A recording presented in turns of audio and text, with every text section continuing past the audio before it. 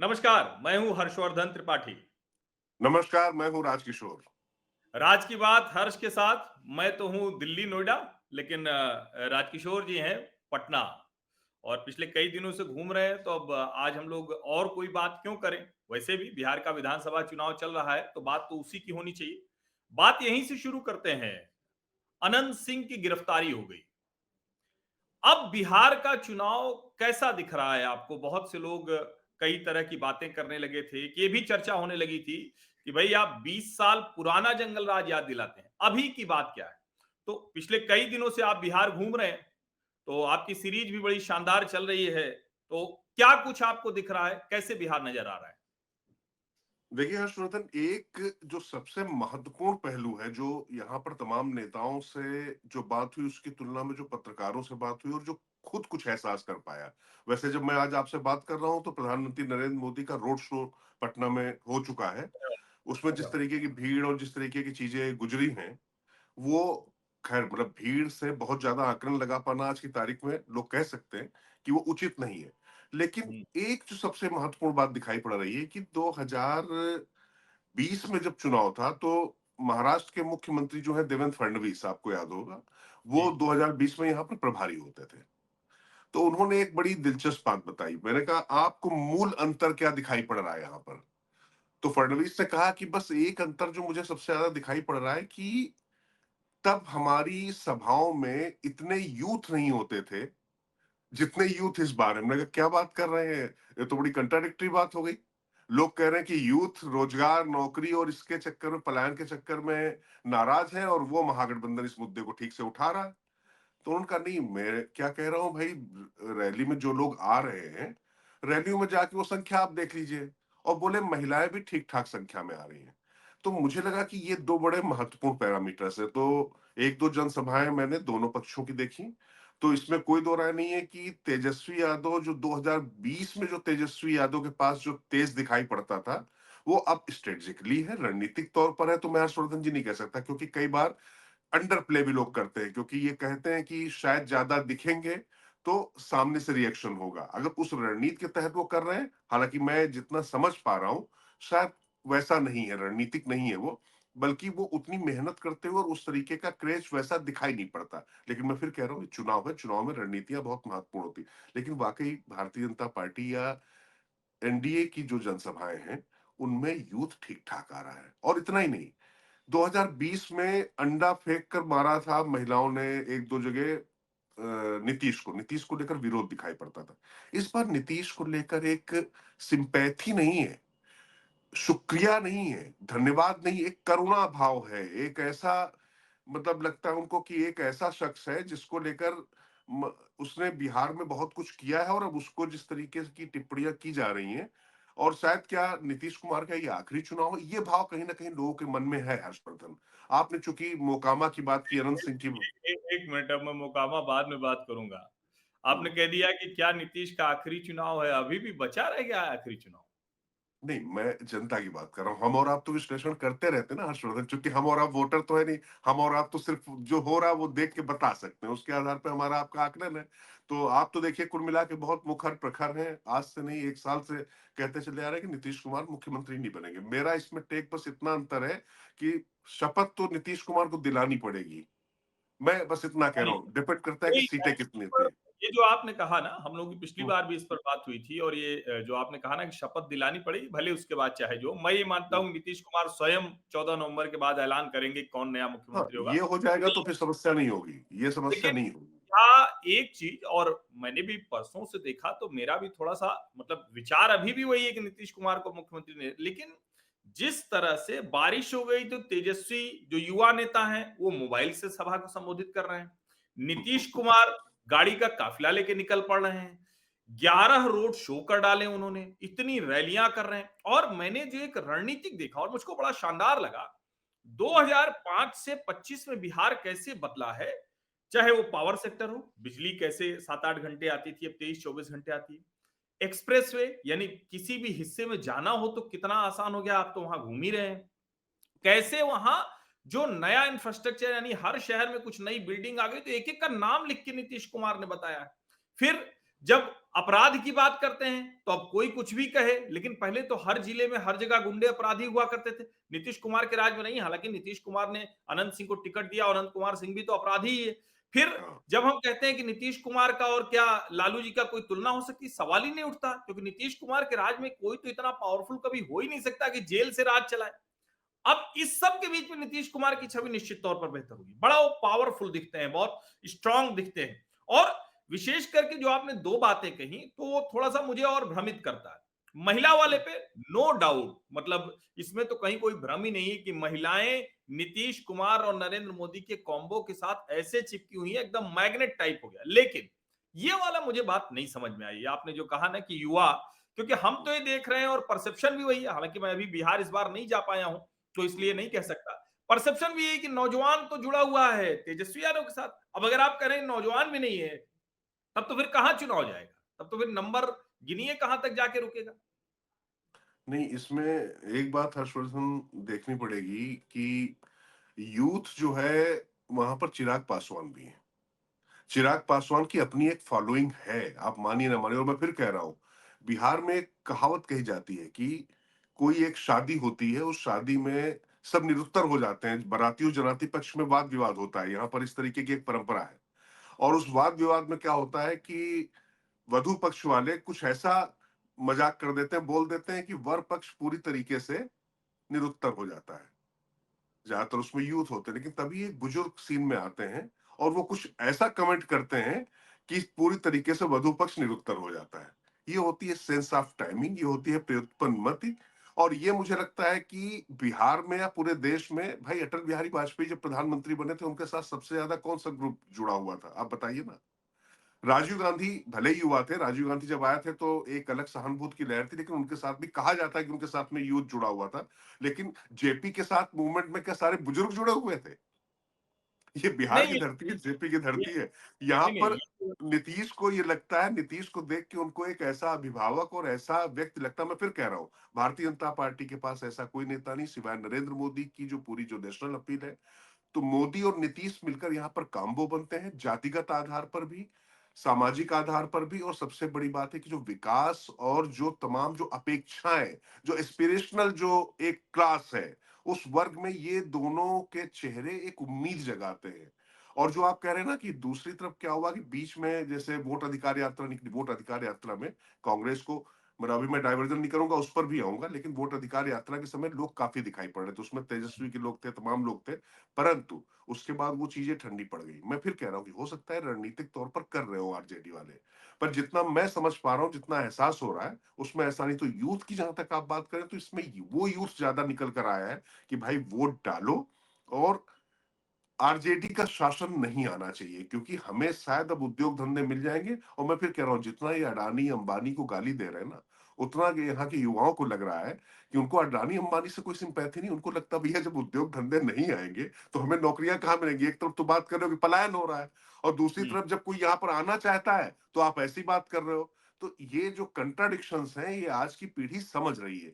और दूसरी बात है कि भाई काडर होता है, सबके साथ में अपनी चीजें होती, वो व्यक्ति दिखाई। तो यूथ में आपको बता रहा हूँ, ये सच है कि दिखाई पड़ रहा है। और मैं कह रहा हूँ, यूथ के अंदर ही नीतीश को लेकर सबसे ज्यादा करुणा भाव, आदर भाव है, जो खासतौर से एनडीए का है। और ऐसा नहीं है कि आरजेडी वहां पर बहुत मजबूती से लड़ती दिखाई पड़ रही है। उनका अपना वोट मजबूती से लड़ने का ये है कि उनका वोट अपना इंटैक्ट है। जो एम वाई है उसमें बहुत ज्यादा कहीं सेंध लगते नहीं दिखाई पड़ी। मैं फिर कह रहा हूँ, मुस्लिम महिलाओं में नीतीश का क्रेज जबरदस्त है हर्षवर्धन। हम्म। मुस्लिम महिलाओं को बात 10,000 रुपए तो जो पहुंचे हैं, तत्काल पहुंचे हैं। और साथ ही उनको लगता है कि शराबबंदी भी हुई है, और शराबबंदी हट जाएगी जैसे जब कोई कहता है ना, तो तुरंत जो है, अभी कोई कुछ भी कहे, लेकिन लगता है कि नीतीश ने अच्छा काम किया। क्योंकि शराब पीने के बाद जो यातनाएं सहनी पड़ती थी, वो घर की औरतों को ही सहनी करती पड़नी थी। और औरतें एक लिहाज से, अपवाद आप छोड़ दीजिए, तो औरतें ना शुक्री नहीं होती हैं, कृतज्ञ नहीं होती हैं।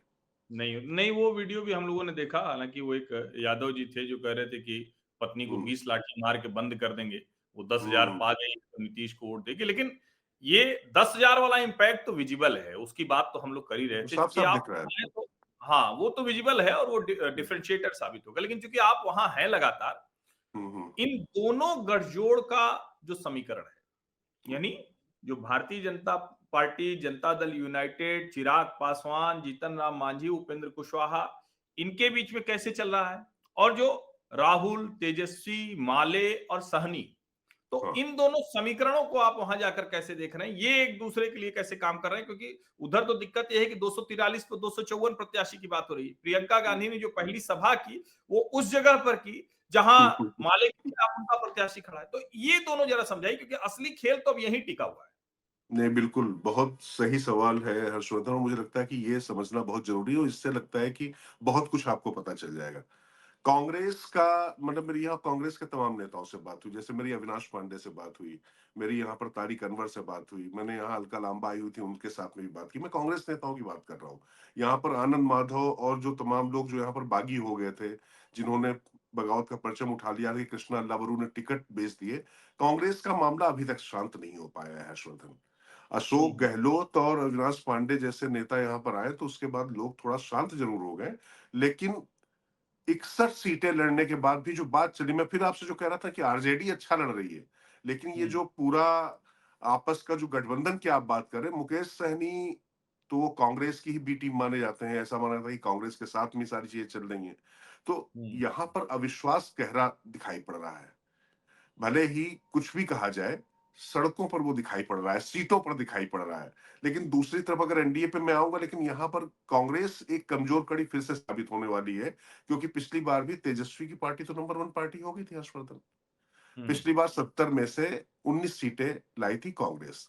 इस बार 61 सीटें हैं उसके पास, उसमें भी 8-9 पे लड़ा दिए हैं, दोस्ताना फाइट जिसको कहते हैं वो शुरू हो गई है। अब इससे भी ज्यादा दिलचस्प बात यह है कि 32 सीटें ऐसी थी जो महागठबंधन का कोई दल पिछले 3 दशक से वहां नहीं जीता है। उन 32 में से अभी भी 29 सीटें कांग्रेस को थमा दी गई हैं। तो कांग्रेस -29 ऐसे करके चल रही है। 9-10 पे दोस्ताना फाइट हो गई है। तो आप 35-40 के बीच में तो ऐसे ही माइनस कर दीजिए। पिछली बार 19 सीटें थी, आप ध्यान रखिएगा। इस हम्म, बार उनको चिंता ये है कहीं हम सिंगल डिजिट में तो नहीं आ जाएंगे। ये हम्म, वहां के तमाम जो बागी हैं और तमाम जो कांग्रेस के नेता हैं, मैं तारिक अनवर से भी मैंने बात की तो उन्होंने कहा कि हाँ निश्चित तौर पे दिक्कत है, लेकिन अब राहुल जी आ रहे हैं, प्रियंका जी आ रहे हैं, तो लोगों को लगता है कि हटाना है, तो वो क्या कहेंगे, पुराने नेता है। लेकिन सबके दिलो दिमाग में निराशा छाई हुई है। और वहीं दूसरी तरफ आप देखिए, मैं देख रहा था चिराग पासवान के साथ कल 3 रैली, जो आपने एक बहुत अच्छी बात कही कि तेजस्वी मोबाइल से कर रहे थे। कल क्या था, यहाँ पर अमित शाह भी थे, जेपी नड्डा भी थे, और देवेंद्र फडणवीस भी थे। आप देखिए कि देवेंद्र फडणवीस जो है, जब चॉपर नहीं चल पाया तो भाई साहब 300 किलोमीटर जा जाके 5-5 6 6 घंटे ज्यादा लेट करके जनसभाएं की हैं। और वो 300 किलोमीटर चल के वो बंदा आया है, महाराष्ट्र का मुख्यमंत्री, और 5 जनसभाएं चिराग पासवान के साथ, पांचों की पांचों अगर वो करके आना था हाजीपुर साइड में, तो वो करके आया है वो बंदा। आप सोचिए कितना हम्म, इंपॉर्टेंट है। और दूसरी तरफ जो है, मतलब आप देख ही रहे थे क्या स्थिति भाई, थोड़ा थोड़ा एक दो जनसभाएं तो कार से की जा सकती थी ना। अमित शाह की चूंकि पास पास ही जनसभा थी और सब कुछ था, तो वो बिल्कुल पॉसिबल नहीं हो पा रहा था, क्योंकि वो बहुत क्राउडेड प्लेस था। तो पूरी हम्म, जनता को कष्ट देना पड़ता है, इसलिए उन्होंने दूरभाष से वो क्या कहते हैं कि वर्चुअल मीटिंग कर ली। पर ये एक बेसिक अंतर दिखाई पड़ रहा है कि एनडीए की तरफ जो 243, इस बार जैसे जेडीयू और बीजेपी के बीच में कोई रिफ्ट नहीं है। वो कहते हैं ना, हम्म। दो जिसमें एक जान टाइप का मामला यहाँ पर चल रहा है। ऐसा चिराग है, पास ऐसा है, हाँ, कई लोग तो यही कह रहे हैं कि थोड़ा बीजेपी जेडीयू वालों के बीच में भी थोड़ी मारामारी है। देखिए हर्षवर्धन, जो लोग अंतर्यामी हैं, जो अंदर जाके घुस के देख पाते हैं, मतलब मैं अभी इतनी मेरे पास दिव्य दृष्टि आई नहीं है, थोड़ा बहुत कहीं दिखाई पड़ता है किसी चीज में। मैं राजनीतिक तौर पर जो अपनी इन चश्मा लगा के इन नंगी आंखों से देख सकता हूं, उसमें मैं आपसे इतना कह सकता हूं कि कम से कम उन्होंने ऐसा कोई मौका विपक्ष को दिया नहीं है। नीतीश कुमार की चुप्पी पर जैसे ही सवाल खड़े किए, देखिए नीतीश कुमार की चुप्पी, नीतीश कुमार को हटा देंगे, ये बहुत बड़ा मुद्दा था हर्षवर्धन यहाँ के लिए। हुँ, लेकिन हुँ, उसके तुरंत बाद जिस तरीके से एनडीए की टीम, अच्छा मैं फिर एक बात और कहूं, यहाँ कोई बीजेपी बात ही नहीं कर रहा, बीजेपी के नेता धर्मेंद्र प्रधान यहाँ पर बैठे हुए हैं, बीजेपी की बात ही नहीं करते हैं, वो कहते हैं हुँ, एनडीए।